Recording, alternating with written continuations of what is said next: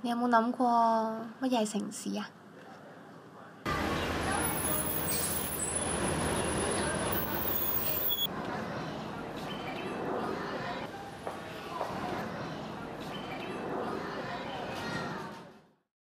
而家你民建聯先至話，哎呀，領會乜領會乜，早知今日何必當初啊？點解你嗰陣時唔俾佢上市，咪乜事都冇咯？上咗市你仲想可以做乜嘢啊？既然上咗市，仲可以做乜嘢啊？啊，不如你上鏡啊！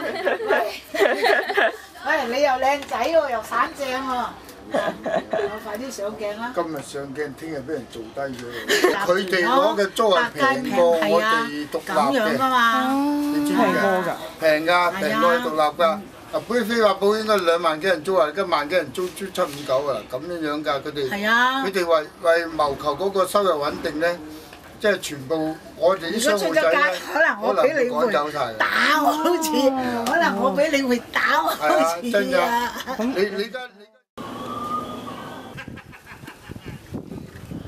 我覺得一個城市係由好多唔同嘅元素組成，而呢啲元素加埋一齊，就會成為一股好巨大、好巨大嘅力量。